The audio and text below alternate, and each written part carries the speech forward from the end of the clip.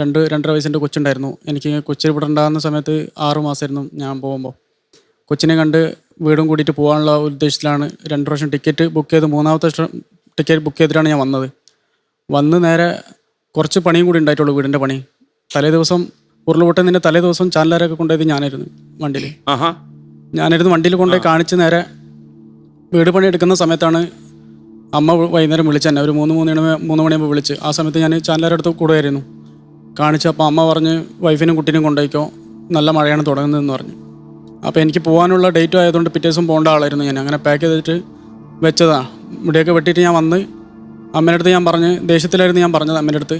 അമ്മ പോകുമ്പോൾ രാവിലെ എല്ലാവരും ഒരുമിച്ച് പോവാം, വൈഫ് ഹൗസ് മൈസൂരാണ്, അവിടെ ആക്കിയിട്ട് എനിക്ക് പോവാം. 10-ാം തീയതി ആയിരുന്നു വീട് കൂടാനുണ്ടായിരുന്നത്. അപ്പോൾ അമ്മ ഏകദേശം എല്ലാവരുടെ അടുത്തും പറഞ്ഞു തരുന്നു എങ്ങനെയാണ് വീട് കൂടലുണ്ടെന്നെല്ലാം. അപ്പോൾ എനിക്ക് പോകാനുള്ള ഡേറ്റ് ആയപ്പോൾ ഞാൻ എന്ത് ചെയ്ത്, പിറ്റേ ദിവസം പോകാനുള്ള ഇതിലേക്ക് എല്ലാം പാക്ക് ചെയ്ത് വെച്ച് അങ്ങനെ കിടന്നതാണ്. കിടന്നെന്ന് പറഞ്ഞൊരു 11 മണി വരെ ഞാൻ അന്ന് ആ ചാനലിൻ്റെ ഇതിൽ വന്നതുകൊണ്ട് സ്റ്റാറ്റസൊക്കെ വെച്ച് ഞാൻ യൂറോപ്പിൽ പോകാനുള്ളതുകൊണ്ട് എൻ്റെ ആ കൂട്ടുകാരായിട്ട് വീഡിയോ കോളെല്ലാം വിളിച്ച് നിൽക്കുമ്പോൾ നല്ല ശക്തമായിട്ട് മഴയായിരുന്നു തുടങ്ങിയത്. നല്ല മഴ തുടങ്ങിയതുകൊണ്ട് തൊട്ടടുത്ത് തന്നെ നമ്മൾ ആ പുഴ ഒഴുകുന്നുണ്ട്. എനിക്ക് അങ്ങനെ അതിൻ്റെ പൊട്ടി വരുന്നതിൻ്റെ ഒരു സൗണ്ടൊന്നും കേൾക്കുന്നുണ്ടായിരുന്നില്ല. ഏകദേശം ഒരു 12 ഒരുപാട് ആൾക്കാർ താമസിക്കുന്നുണ്ട് ആ സ്ഥലത്ത്. അതെ. ഞാൻ നേരെ പള്ളിൻ്റെ താഴെയായിരുന്നു ഞാൻ നിന്നത്.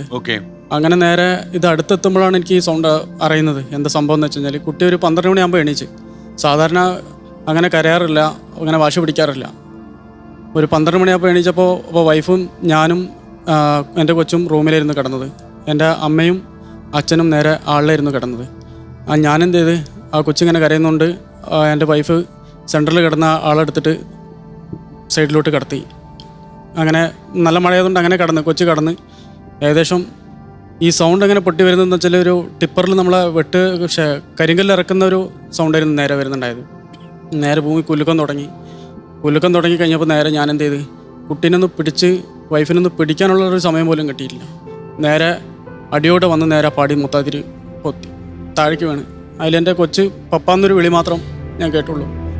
അങ്ങനെ നേരെ ഒരു 400 മീറ്റർ വരെ ഞാൻ 300-400 മീറ്റർ വരെ ഒലിച്ചു പോയി താഴെ.